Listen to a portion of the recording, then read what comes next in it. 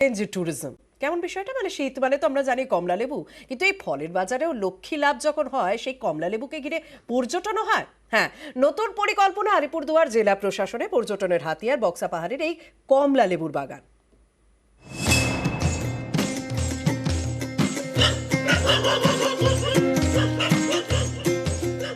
ফলের ঝুড়িতে নয়, গাছে ঝুলছে কমলা লেবু।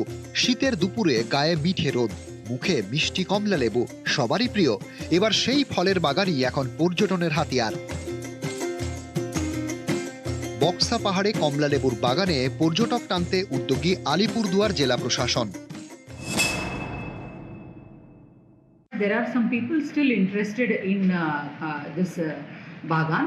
ওইটা ওরা আমাদেরকে জানিয়ে দিলে ওইটা আরও ভালোভাবে করার জন্য আমরা সাপোর্ট দেব, সো দ্যাট আমাদের ও যে বাক্সা লেপচাকা প্যাকেজের মধ্যে এটাও ওদের একটা ইন্টারেস্ট থাকতে পারে ট্যুরিস্টদের। একসময় বক্সা পাহাড়ের বিভিন্ন জায়গায় প্রচুর কমলা লেবুর চাষ হতো। স্বাদ গন্ধে বিখ্যাত আলিপুরদুয়ারের কমলা লেবু বিদেশেও রপ্তানি করা হতো। 1993 সালে অতিবৃষ্টির কারণে বক্সা পাহাড়ের মাটির চরিত্র বদলে যায়। তারপর থেকে কমলা লেবুর চাষ কমতে থাকে। এরপরে কমলা লেবুর গাছ কাটা নিয়ে বন দপ্তরের সঙ্গে স্থানীয়দের বিবাদ বাধে। অনেক কমলা লেবুর গাছ নষ্ট হয়। এসবের জেরে বক্সা পাহাড়ে কমলা লেবুর চাষ আরও কমে যায়। স্থানীয়দের দাবি, গত কয়েক বছর ধরে বক্সা পাহাড়ে মাটির চরিত্র বদলাতে শুরু করে, কমলা লেবুর ফলনও বাড়ে। গত বছর 15 হেক্টর জমিতে 790 মেট্রিক টন কমলা লেবুর উৎপাদন হয়। এবছর বক্সা পাহাড়ের বিভিন্ন জায়গায় 5300টি কমলা লেবুর চারা লাগায় উদ্যান পালন দপ্তর।